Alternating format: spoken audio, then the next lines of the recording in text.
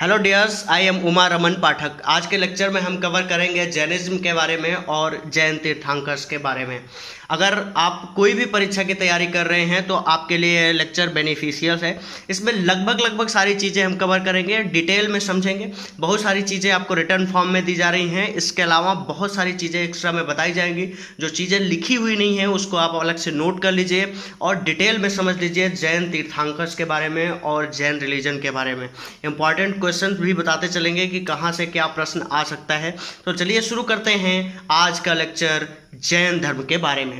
The founder of Jain religion was known as Rishabhdev. Rishabhdev या lord Rishabhdev को, भगवान ऋषभदेव को इस जैन रिलीजन का या जैन धर्म का संस्थापक माना जाता है।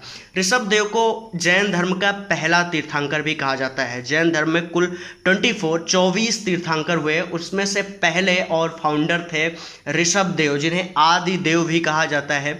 ये अयोध्या के राजा नाभिराज और महारानी मरुदेवी के पुत्र थे। भगवान ऋषभदेव का विवाह नंदा और सुनंदा नाम की दो महिलाओं से हुआ था। इनके कुल 100 पुत्र और 2 पुत्रियां थी, ऐसा माना जाता है। इनके भरत नाम के एक पुत्र चक्रवर्ती सम्राट हुए और दूसरे सम्राट नाम के पुत्र हुए। इस तरह से कुल इनके 100 पुत्र हुए। इनके पुत्रियों का नाम था ब्राह्मी और सुंदरी। भगवान ऋषभदेव जो है ये पहले तीर्थंकर थे। जैन तीर्थंकर्स में इस सबको डिनोट करने की एक परंपरा है। इनको डिनोट करने के लिए इनका एक सिंबल है बैल। तो भगवान ऋषभदेव का जो प्रतीक चिन्ह है वो है बैल और इन्हें बैल से डिनोट किया जाता है। अब चलते हैं जैन धर्म के बारे में और कुछ समझते हैं कि जैन धर्म की शुरुआत कैसे हुई। ये तो आप समझ गए होंगे कि इसके संस्थापक हैं भगवान ऋषभदेव, जो कि पहले तीर्थंकर हैं। ऋषभदेव का जिक्र ऋग्वेद में भी आता है, ऋग्वेद में आता है। इसके अलावा हिंदू पुराणों में, हिंदू स्क्रिप्चर्स में भी ऋषभदेव का जिक्र आता है। ऋषभदेव का एक और नाम है आदिदेव। हिंदू पुराणों में ऋषभदेव को भगवान विष्णु का अवतार बताया गया है। शिव पुराण में ऋषभदेव को भगवान शिव का अवतार बताया गया है। ऋग्वेद में 24 तीर्थंकरों में से केवल 2 तीर्थंकर का नाम का जिक्र है। एक है पहले तीर्थंकर ऋषभदेव जी और एक तीर्थंकर हैं अरिष्टनेमि जी। अरिष्टनेमि का जिक्र आया है, जो कि 22वें तीर्थंकर हैं। अरिष्टनेमि को भगवान कृष्ण का रिलेटिव कहा गया है। इनका जिक्र महाभारत में भी आया है और ऋग्वेद में भी आया है। ऋषभदेव जी का जो साइन है जिससे वो चलते हैं, ये कह लीजिए, वो है बैल या वृषभ। इसके अलावा कुछ और तीर्थंकर जान लीजिए, 24 को आपको जानना नहीं है। एक तीर्थंकर थे इनके अजितनाथ, जो कि द्वितीय तीर्थंकर हुए। इनको हाथी से डिनोट करते हैं। तृतीय तीर्थंकर का नाम है संभव, जो कि घोड़े से डिनोट किए जाते हैं। सप्तम तीर्थंकर का नाम है समपार्श्व, जो कि स्वास्तिक के चिन्ह से डिनोट किए जाते हैं। शांति नाम के 16वें तीर्थंकर हुए, जिनको हिरण से डिनोट किया जाता है। अरिष्टनेमि ये शंख से डिनोट होते हैं और ये 22वें तीर्थंकर हैं। इन्हें भगवान श्री कृष्ण का रिलेटिव कहा जाता है। पार्श्व नाम के 23वें तीर्थंकर हुए, जो कि सर्प से डिनोट किए जाते हैं। भगवान पार्श्व या पार्श्वनाथ जी जो है वो काशी नरेश के पुत्र थे। काशी के राजा जो हैं उनके जो है ये पुत्र थे और जो है ये इनको 23वां तीर्थंकर कहा जाता है पार्श्वनाथ को। पार्श्वनाथ के बारे में कुछ और फैक्ट्स भी आप जान लीजिए अच्छे से कि पार्श्वनाथ जी, क्योंकि काफ़ी इंपॉर्टेंट है। भगवान पार्श्वनाथ जैन धर्म के 23वें तीर्थंकर हैं। जैन ग्रंथों के अनुसार वो अवरोही भाग और सर्पिणी गतिशील और चौथे युग के 24 तीर्थंकरों में से एक हैं। ये ऐसे ही फैक्ट है, थोड़ा सा समझ लीजिए इसके बारे में। ये वाराणसी के जो राजा थे इक्ष्वाकु वंश के, उनके ही पुत्र थे। ये खुद एक राजा थे। कुछ दिनों बाद इन्हें जो है इनका जैनिज्म से जुड़ाव हो गया और इन्होंने राजकाज छोड़कर जैन धर्म अपना लिया। ये इनके शरीर पर सर्प का निशान था, इसीलिए इनको सर्प से डिनोट किया गया है। और बचपन में ही जब ये इनकी माता बामा देवी का गर्भकाल शुरू हुआ तो उन्होंने स्वप्न में देखा कि जो सर्प देखा और फिर जब उनका पुत्र पैदा हुआ तो उसके शरीर पर सांप का एक निशान बना था, सर्प का निशान बना था। तो इसीलिए इनको जो डिनोट करते हैं वो सर्प से करते हैं। तो पार्श्वनाथ जी के बारे में आपको डिटेल में जो है समझ में आ गया होगा। अब एक दिन हुआ ऐसे कि स्वामी पार्श्वनाथ जी जो है वो हिंदू एक धर्म के पुजारी के यहाँ पहुँचते हैं। वो पंचाग्नि तप रहा था, अचानक एक सर्प जो है उसमें कूद जाता है, फिर भी वो अपनी पंचाग्नि में बैठा रहता है। तो ये कहते हैं कि जो धर्म दयाहीन है वो किसी काम का नहीं है, और ये हिंदू धर्म से अलग एक धर्म की तरफ जो है मुड़ जाते हैं। वो धर्म है जैन। जैन धर्म की जो बेसिक सबसे इम्पॉर्टेंट शिक्षा है वो अहिंसा ही है। एक्सट्रीम अहिंसक धर्म है, मतलब अहिंसा को सबसे ज़्यादा इम्पॉर्टेंस जिस धर्म में दी गई है, अगर किसी धर्म में अहिंसा को सबसे ज़्यादा इम्पॉर्टेंस दी गई है तो वो है जैन धर्म। अब चलते हैं 24वें तीर्थंकर के बारे में, जो कि सबसे इम्पॉर्टेंट है। जैन धर्म में सबसे चर्चित, सबसे फेमस और सबसे ज़्यादा जो है फेमस और चर्चा बटोरने वाला तीर्थंकर का नाम है महावीर। ठीक है, तो 24वें तीर्थंकर ही सबसे ज़्यादा इंपॉर्टेंट है। इनके बारे में एक तरफ से एक एक फैक्ट जानेंगे।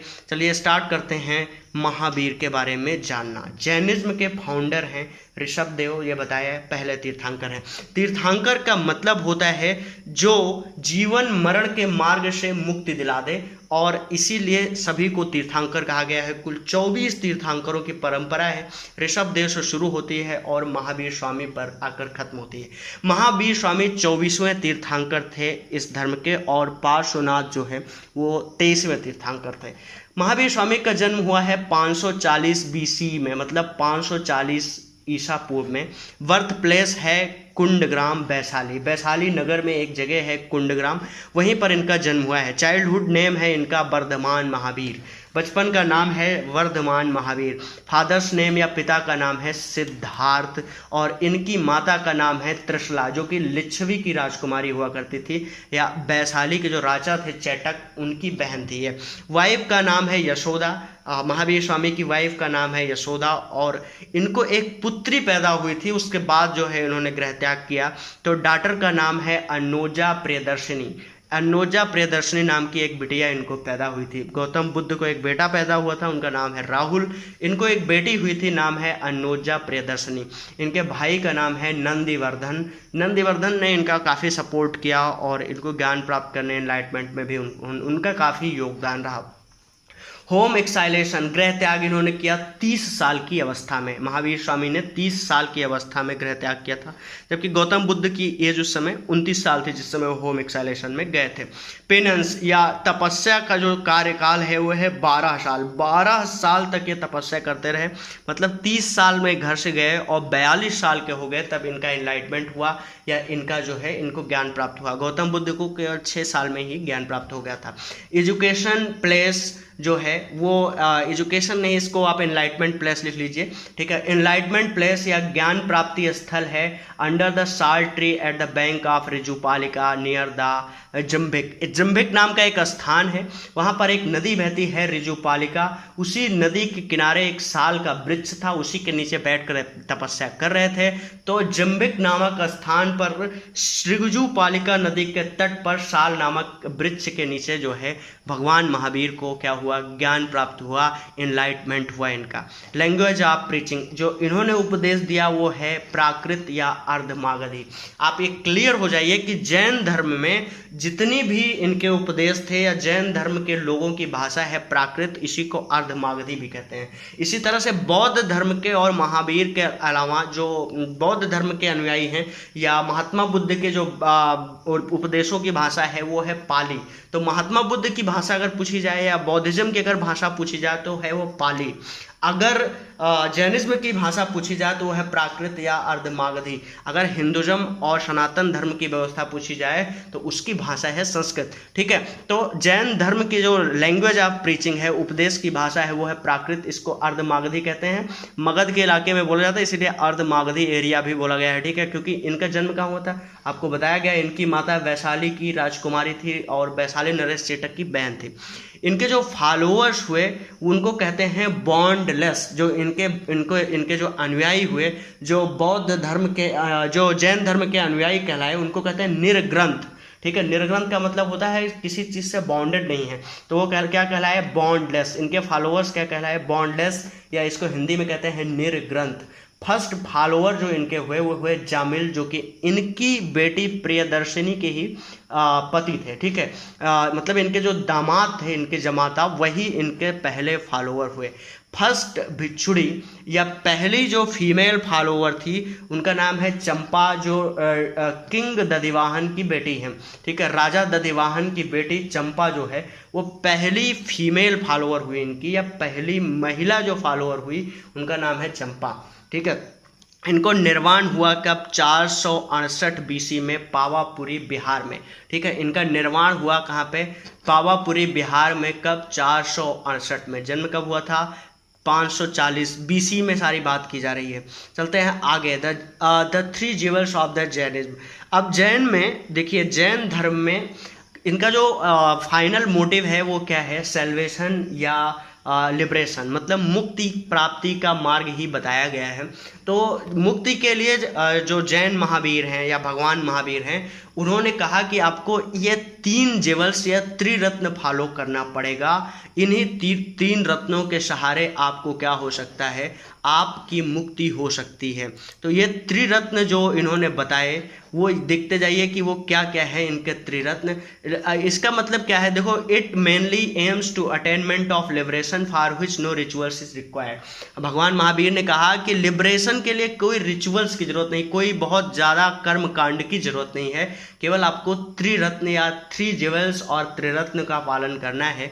एक है सम्यक दर्शन या राइट फेथ। ठीक है, आपकी फेथ क्या होनी चाहिए? करेक्ट होनी चाहिए, सम्यक दर्शन या राइट फेथ होना चाहिए। दूसरा है सम्यक ज्ञान या राइट नॉलेज होनी चाहिए आपको। और तीसरा क्या है? सम्यक चरित्र या राइट एक्शन होना चाहिए। आपके पास 3 चीज़ होनी चाहिए। एक आपकी फेथ राइट होनी चाहिए, दूसरा राइट नॉलेज होना चाहिए, तीसरा राइट एक्शन होना चाहिए। क्या क्या है? सम्यक दर्शन, सम्यक ज्ञान, सम्यक चरित्र। इन तीनों को आपको फॉलो कर लेंगे आप अगर, तो आपका लिबरेशन हो सकता है, आप अटेनमेंट कर जाएंगे लिबरेशन, या जो है आपका जो है क्या हो जाएगा? मुक्ति हो सकती है। इसके अलावा इन्होंने 5 डॉक्ट्रिन ऑफ जैनिज्म बताया, या पंच महाव्रत कह सकते हैं इसको। पंच महाव्रत बताया जैनिज्म का। ये क्या है? अहिंसा, सत्य, आस्तेय, अपरिग्रह एंड ब्रह्मचर्य। ये 5 चीज़ें फॉलो करने होंगे सभी जैनिज्म वालों को। अहिंसा सबसे पहले, जैन धर्म में सबसे ज़्यादा इम्पॉर्टेंट अगर कोई चीज़ है तो वह है अहिंसा। इसीलिए जैन धर्म जो है वो किसानों को खेती करने से भी पूरी तरह से सपोर्ट नहीं करता। कहता है कि इसमें बहुत सारे जीवों की हत्या हो जाती है। इसीलिए आपने अगर कहीं जैनिज्म लोगों को देखा होगा तो ज़्यादातर व्यापारी या बणिक वर्ग जैन धर्म का अनुयायी है। किसान, मजदूर, इस तरह के लोग इसके अनुयायी नहीं हैं, क्योंकि यहाँ पर एक छोटा सा कीट पतंगा मारने की भी स्ट्रिक्ट जो है रोक है कि आप किसी को नहीं मार सकते। तो पहला पॉइंट है जैन डॉक्ट्रिन का, non injury to a living body. किसी भी जीवित प्राणी को किसी भी तरह से इंजर्ड नहीं करना है। अहिंसा का मार्ग जो है वो उस पर चलना है। दूसरा है सत्य, डू नॉट स्पीक ए लाई, झूठ नहीं बोलना है। तीसरा है आस्ते, चोरी नहीं करना है, डू नॉट स्टील। आस्ते का मतलब होता है चोरी नहीं करना। अगला है अपरिग्रह, डू नॉट एक्वायर प्रॉपर्टी, पैसा और धन नहीं बनाना, धन दौलत पैसा ये नहीं बनाना। अपरिग्रह, ठीक है, परिग्रह का मतलब होता है इकट्ठा करना, अपरिग्रह मतलब त्याग देना, तो धन दौलत पैसा ये सब छोड़ देना है। फिर ब्रह्मचर्य, ठीक है, ऑब्जर्वेशन कॉन्टिनेंस, क्या करना है? ब्रह्मचारी रहना है। ठीक है, ब्रह्मचारी रहना है मतलब क्या है? किसी तरह का मिसकंडक्ट नहीं होना है। ठीक है, आपको ब्रह्मचर्य का पालन करना है। ये 5 चीज़ों का अगर आप पालन करते हैं और तीनों चीज़ों में भरोसा रखते हैं तो आपका लिबरेशन हो सकता है। देखिए यहाँ पर टर्म आया है राइट फेथ। ठीक है, सही जगह पे भरोसा होना, राइट नॉलेज, सही ज्ञान होना, सम्यक एक्शन या जो है सम्यक चरित्र, राइट एक्शन। एक्शन टर्म कर्मवाद का बोधक है, मतलब कि जैन धर्म भी बौद्ध धर्म की तरह कर्म के सिद्धांत में भरोसा करता है। इससे ये साफ साफ पता चलता है, ठीक है, इससे ये साफ साफ पता चलता है कि जैनिज्म भी जो है बौद्धिज्म की तरह कर्म के सिद्धांत में क्या है? भरोसा करता है। इसीलिए यहाँ पे राइट एक्शन का टर्म यूज हुआ है। ठीक है, तो ये बातें आपको शायद समझ में क्लियरली आ ही गई होगी कि जो इनकी उपदेश हैं वो क्या क्या हैं। त्रिरत्न हैं और जो है 5 एथिकल कोड हैं या 5 वोज इसको कह सकते हैं, 5 प्रतिज्ञाएं या 5 एथिकल कोड। वो क्या क्या हैं? वो अहिंसा है, सत्य है, आस्तेय है, ब्रह्मचर्य है, अपरिग्रह है। ये 5 5 जो है वो इनके एथिकल कोड्स हैं। इसके अलावा जान लीजिए फैक्ट्स अबाउट द जैनिज्म, कुछ पॉइंट जान लीजिए जैनिज्म के बारे में। Along with Hinduism and Buddhism, Jainism is one of the 3 most ancient Indian religion still in existence and in integral part of south Asian religion believes in practices. कह रहा है कि हिंदुज्म बुद्धिज्म के साथ Jainism भी भारत के 3 महत्वपूर्ण धर्मों में से एक है, जो कि साउथ एशियन रीजन में जो है काफ़ी ज़्यादा मात्रा में चर्चित है। ठीक है, दक्षिण एशिया में जो है काफ़ी ज़्यादा चर्चित है, उसके बहुत सारे फॉलोअर्स हैं और प्रैक्टिसाइज में है। ठीक है, name Jainism derived from the Sanskrit word Jin which means to conquer. ठीक है, जैनिज्म टर्म कहाँ से आया है? जी से आया है। संस्कृत का वर्ड जी से आया है, जिसका मतलब होता है कंक्वायर। ठीक है, जिसका मतलब होता है to conquer. The one who achieved enlightenment is called Jin. जिसको भी क्या हो जाता है, ज्ञान प्राप्त हो जाता है, उसे जिन कहते हैं। इसी तरह से महावीर को जिन कहा गया, क्योंकि महावीर का क्या हो गया? एनलाइटमेंट। 12 साल की तपस्या करने के बाद साल के वृक्ष के नीचे बैठकर 12 साल तक तपस्या किया उन्होंने जंबिक के समीप ऋजुपालिका नदी के तट पर, तब वो क्या कहलाए? जिन कहलाए। ठीक है, अगर महावीर को जब ज्ञान प्राप्त हुआ तो वो क्या कहलाए? जिन कहलाए। इसके अलावा क्या कहलाए? अरहत कहलाए। अरहत का मतलब होता है पूज्य। जिन का मतलब क्या? विजेता। ठीक है, जिसने विजय प्राप्त कर ली, मतलब जो क्या हो गया? जो इनलाइटेड हो गया। तो तपस्या के बाद उन्हें जब ज्ञान प्राप्त हुआ तो वो जिन कहलाए, और जब उनका ज्ञान प्राप्त हो गया तो वो क्या कहलाए? अरहत कहलाए, पूज्य कहलाए। इसके अलावा क्या कहलाए? निर्ग्रंथ कहलाए, बंधनहीन कहलाए। बंधन से मुक्त हो गए तो बंधनहीन कहलाते। तो 3 चीज जो है महावीर को कहा जाता है। जिन मतलब विजेता, अरहत मतलब पूज्य, और निर्ग्रंथ मतलब बंधनहीन। निर्ग्रंथ तो हर जैन में होता है, जो भी उनका अनुयायी है उसको बंधन ही नहीं कहा गया है, बॉन्डेस कहा गया है या निर्ग्रंथ कहा गया है।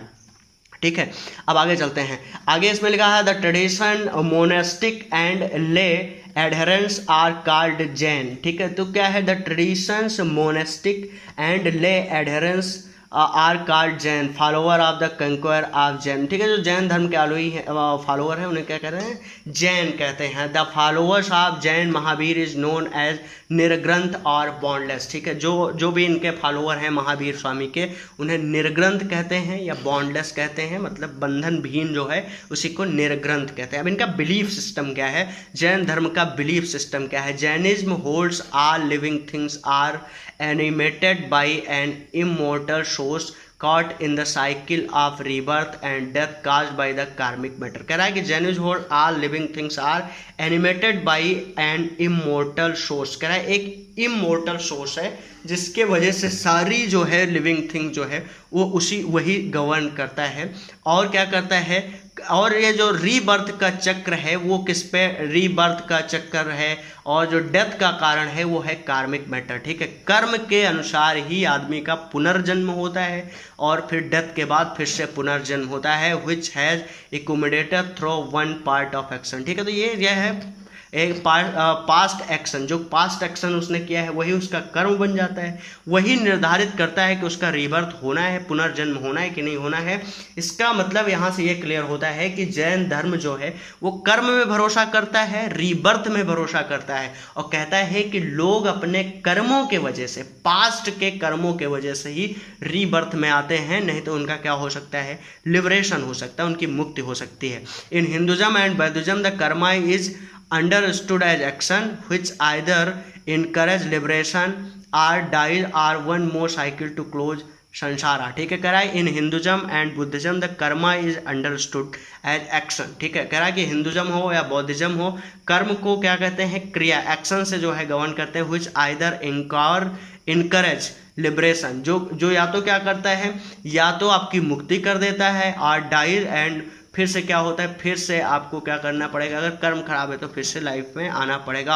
Where in Jainism it is natural source interaction with reality. ठीक है, कह रहा है कि जैनिज्म में जो है एक नेचुरल सोर्स है इंटरेक्शन विद रियलिटी। ठीक है, रियलिटी से इंटरेक्शन का। Later on in 312 BC Jainism divided into 2 parts. कह रहा है कि 312 आते आते जो है जैनिज्म 2 भागों में बट गया, एक है श्वेतांबर और दूसरा है दिगंबर। ठीक है, 2 पार्ट्स हो गए इसके एक है श्वेतांबर और दूसरा है दिगंबर। इसके बारे में अभी हम डिटेल में आगे पढ़ेंगे कि श्वेतांबर क्या है और दिगंबर क्या है, लेकिन कुछ और पॉइंट देख लेते हैं। According to Jains believe Mahavir is not the founder of Jainism. ठीक है, फाउंडर तो मैंने बताया ही ऋषभ देव हैं। सबसे ज़्यादा चर्चित और अंतिम तीर्थंकर हैं 24 नंबर के महावीर, इसीलिए जो है ये माना गया है कि पहले तीर्थंकर नहीं है और फाउंडर ये नहीं है। फाउंडर कौन है? ऋषभ देव या भगवान ऋषभ देव हैं। The religion was founded by Rishabh Dev. Rishabh Dev ने इस रिलीजन के, इस धर्म की स्थापना की। Who was the first tirthankar of Jainism, जो कि पहले तीर्थंकर थे जैन धर्म के। महावीर वाज द 24 और लास्ट तीर्थंकर ऑफ रिलीजन। महावीर स्वामी जो है 24वें या अंतिम तीर्थंकर थे जैन धर्म के। Jainism believe in rebirth and existence of soul. देखो, जैन धर्म जो है वो पुनर्जन्म में भरोसा करता है, हिंदू धर्म भी पुनर्जन्म में भरोसा करता है, बौद्ध धर्म भी पुनर्जन्म में भरोसा करता है, इस्लाम पुनर्जन्म में भरोसा नहीं करता। तो सारे धर्म को आप क्लियरली यहाँ से समझ सकते हैं।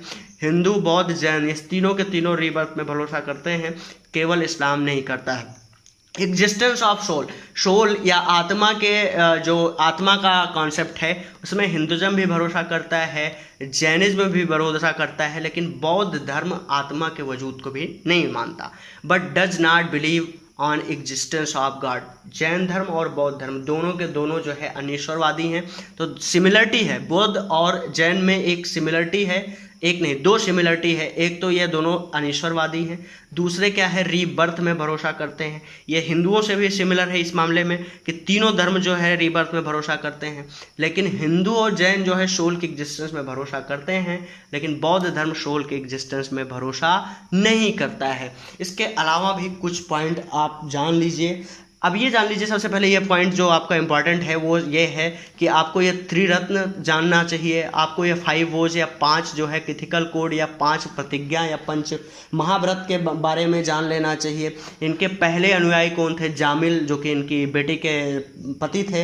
इनकी पहली जो है फीमेल फॉलोअर कौन थी? चंपा, जो कि किंग जो है दधिवाहन की जो है पुत्री थी। इस रिलीजन के पहले थेरा जो है वो आर्य सुधर्मा कहलाए। ठीक है, first Thera of the religion का नाम है आर्य सुधर्मा, उनका नाम है आर्य सुधर्मा। ठीक है, अब अगर आपसे ये पूछा जा सकता है कहीं कहीं कि आप जैसे ही बौद्ध काउंसिल हुई थी वैसे जैन काउंसिल कब हुई, तो जैन काउंसिल के बारे में भी जान लीजिए। जैनिज्म में 2 काउंसिल होती है, एक है फर्स्ट काउंसिल जो कि 300 BC में होती है, 300 ईसा पूर्व में, और ये हुई पाटलिपुत्र में। इसके अध्यक्ष हुए स्थूलभद्र, उस समय राजा हुआ करते थे चंद्रगुप्त मौर्य। द्वितीय जो है या सेकंड जो है वो जैन काउंसिल हुई 6th AD में, 6वीं शताब्दी में, और ये हुई बल्लभी गुजरात में, और इसमें इन चेयर थे या इसके अध्यक्ष हुए क्षमा श्रवण, पहले के स्थूलभद्र और दूसरे के क्षमा श्रवण। ठीक है, अब जैनों के लिए 5 महाव्रत निर्धारित है, ये बता रखा है मैंने, अहिंसा, सत्य, अस्तेय, अपरिग्रह और ब्रह्मचर्य। ठीक है, जैन धर्म जो है कर्मवाद में भी भरोसा करता है, पुनर्जन्म में भी भरोसा करता है, आत्मा में भी भरोसा करता है, ईश्वर में भी भरोसा करता है। अब जैन फिलॉसफी की बात करें तो जैन फिलॉसफी सप्तभंगी ज्ञान और स्यादवाद और अनेकांतवाद पे भरोसा करती है। स्यादवाद और अनेकांतवाद पे भरोसा करती है जैन फिलॉसफी, लेकिन इसके बारे में कहीं डिटेल में जब हम जैन फिलॉसफी पढ़ाएंगे तो वहाँ बताएंगे कि ये फिलॉसफी है एक्चुअल में क्या। इसी तरह से बौद्ध का या महावीर स्वामी का जो जो महावीर स्वामी हैं, इनका जो कॉन्सेप्ट है वो स्यादवाद और अनेकांतवाद है। और बौद्ध में जो भगवान बुद्ध हैं या गौतम बुद्ध हैं, उनका मार्ग है, फिलॉसफिकल मार्ग है, उसको बोलते हैं मध्य मार्ग। ठीक है, मिडिल पाथ थ्योरी एक कह सकते हैं कि मध्य मार्ग में चलने की बात करते हैं। वो मध्य मार्गी विचारधारा है या मध्य मार्गी दर्शन है भगवान बुद्ध का, या जैन जो है बौद्ध धर्म के जो अनुयायी हैं वो मध्य मार्ग का पालन करते हैं। ठीक है, तो ये भी आप क्लियर हो जाना चाहिए। फिर जैन धर्म में आध्यात्मिक जो विचार हैं, जो स्पिरिचुअल जो फिलॉसफी है जैन धर्म की, वो बेस करती है सांख्य दर्शन पे। ठीक है, सांख्य दर्शन के प्रतिपादक आपको बताया जाएगा, आगे पढ़ाया जाएगा। तो सांख्य दर्शन दुनिया का सबसे पुराना दर्शन है, उसी पर वहीं से कॉन्सेप्ट लिया है जैन महावीर ने, और इसीलिए जो है जैन धर्म का जो विचार है वो सांख्य दर्शन से ग्रहण किया गया। इस रिलीजन के फॉलोअर किंग में सबसे ज़्यादा चर्चित हैं चंद्रगुप्त मौर्य और कलिंग के राजा खारवेल, राष्ट्रकूट के राजा अमोघवर्ष, चंदेल जो कि खजुराहो में जो कृतियां हैं, जो जैन मंदिर हैं, वहाँ के सारे राजा चंदेलों के, तो चंदेल के राजा जो है ये सारे के सारे राजा, और राजा उदयन, मगध के राजा उदयन, ठीक है, और चंद्रगुप्त मौर्य, कलिंग के राजा खारवेल, राष्ट्रकूट के राजा अमोघवर्ष और चंदेल के राजा जो है इस धर्म के अनुयायी हुए, इसके सपोर्टर हुए। जो चंद्रगुप्त मौर्य हैं वो शुरुआत में सनातनी हिंदू हुआ करते थे, लेकिन धीरे धीरे उनका लगाव जैनिज्म से बढ़ता गया और अंतोगतता जब उन्होंने प्राण त्यागा, तो जो ये जैन धर्म है, जैन धर्म में एक प्राण त्यागने की परंपरा, एक बंद कमरे में बंद कर लेते हैं खुद को, खाना पीना छोड़ देते हैं, इसे संथारा या शंख मेखला बोलते हैं। उस परंपरा के तहत चंद्रगुप्त मौर्य ने अपने प्राण त्यागे थे। जैन परंपरा की ये जो संथारा परंपरा है उसका पालन करते हुए जो है इन्होंने प्राण त्याग दिए थे। एक दक्षिण भारत में एक डायनेसिटी है किंग की, जिसको बोलते हैं गंग डायनेसिटी। मैसूर के किंग हुआ करते थे वो लोग। उनका एक प्राइम मिनिस्टर था जिसका नाम है चामुंड।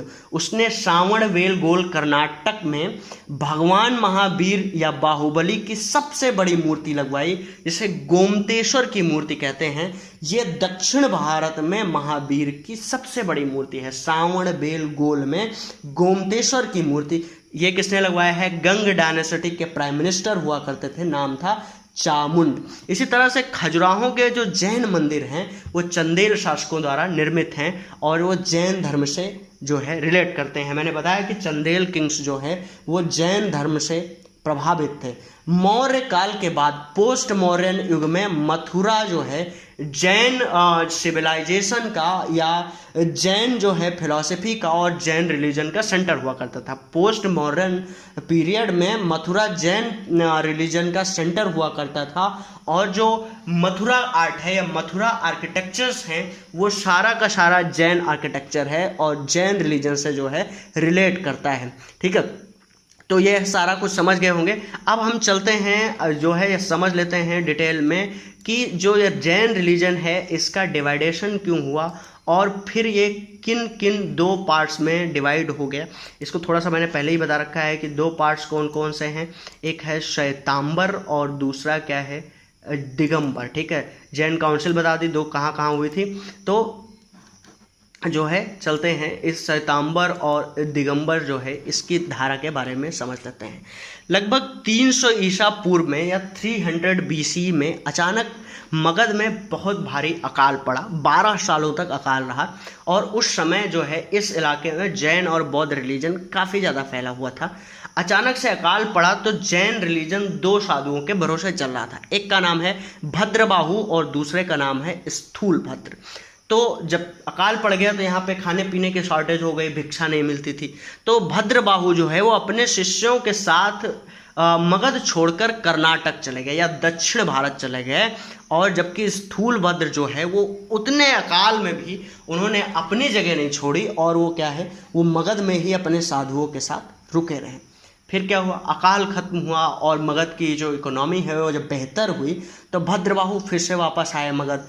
और जब मगध आए तो यहाँ पे जो स्थूलभद्र लोग बुरे रक्त में टिके हुए थे उन लोगों से काफ़ी इन लोगों का क्या हो गया? मतभेद हो गया। परिणाम स्वरूप क्या हुआ? दो सेक्ट्स हो गए जैनिज्म में, एक श्वेतांबर और एक दिगंबर। ठीक है, जो लोग फॉलो करते थे स्थूलभद्र को वो उनके साथ हो लिए, जो लोग भद्रबाहु को फॉलो करते थे वो उनके साथ हो गए। तो पहला जो है सेक्ट हो गया दिगंबर और दूसरा सेक्ट हो गया श्वेतांबर। अब दिगंबर के बारे में जान लीजिए। दिगंबर जो है वो भद्रबाहु से जो है भद्रबाहु के जो फॉलोअर हुए उनको कहा गया दिगंबर। इनके जो मंक्स थे वो पूरे तरह से न्यूड रहते थे, नंगे रहते थे। Monks of these sect believe in complete nudity, पूरी तरह से नंगे रहते थे क्योंकि इनका मानना था कि भाई कुछ ढकना क्या, पूरी तरह से प्राकृतिक स्वरूप में रहो। जिस तरह से ईश्वर ने हमें बनाया, हमें पैदा किया, उसी स्वरूप में हम रहेंगे। ये प्राकृतिक स्वरूप को बहाल करते हैं। ठीक है, इसीलिए क्या है कोई भी वस्त्र नहीं धारण करते, फुली न्यूड रहते हैं। जो मेल मंक्स हैं वो कुछ भी नहीं पहनते, लेकिन फीमेल मंक्स के लिए क्या कहा गया? अनस्ट्रिक्टेड प्लेन व्हाइट साड़ी पहन सकते हैं, ठीक है, बिना कुछ बना कोई डिजाइन वगैरह की प्लेन व्हाइट साड़ी जो है ये लोग पहन सकते हैं। तो मेल क्या रहेगा, न्यूड नंगा रहेगा, लेकिन जो फीमेल हैं वो क्या है, प्लेन व्हाइट साड़ी सफ़ेद साड़ी पहन सकती हैं। फॉलो ऑल 5 वो जो 5 के 5 जो है महाव्रत हैं, 5 के 5 वो हैं वचन हैं, वो सारे के सारे दिगंबरों को फॉलो करने होते हैं। सत्य, अहिंसा, आस्थे, अपरिग्रह और ब्रह्मचर्य, पांचों का पांचों पालन करना होता है। चाहे वो मेल मंक हो या फीमेल मंक हो, उसको भी ब्रह्मचर्य फॉलो करना पड़ेगा। Believe women can not achieve liberation, जो दिगंबर सेक्ट है वो ये मानता है कि महिलाओं की कभी मुक्ति नहीं होती, ठीक है, ये मुक्ति नहीं हो सकती इनकी। इनको क्या है, इनको लिबरेशन या फिर जो है मुक्ति नहीं मिल सकती, ठीक है। तो ये महिलाओं को एक तरह से क्या है, थोड़ा सा डाउन करके देख रहा है, क्योंकि कह रहा है कि मुक्ति जैसा टर्म तो जो है वो पुरुषों के लिए है। भद्रबाहु आज N exponent of the sect, ठीक है, कह रहा है भद्रबाहु ही जो इसके क्या है प्रवर्तक हैं। मेजर सब सेक्ट है मूला, संघा, बिसप्ता, फिर तेरा पाथा, ये सब चलते रहते हैं, ठीक है। अब क्या है, दूसरा सेक्ट है श्वेतांबर। दिगंबर लोग न्यूड रहते हैं, साधु लोग, ठीक है, और स्त्रियां क्या है सफ़ेद साड़ियाँ पहनती हैं।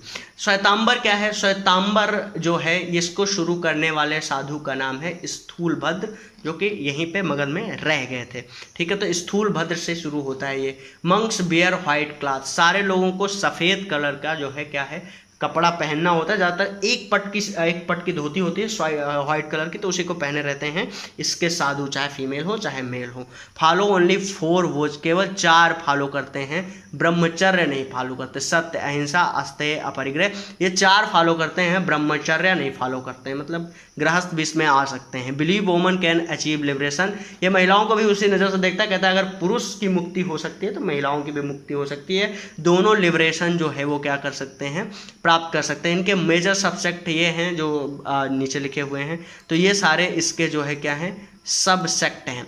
अब देखिए कुछ पॉइंट जो है हम यहाँ पे समझ लेंगे, बौद्ध और जैन में थोड़ा सा अंतर समझ लेंगे। बौद्ध और जैन दोनों के दोनों धर्मों के प्रतिपादक जो है वो क्षत्रिय राजकुमार है, ठीक है, क्षत्रिय वंश से आते हैं।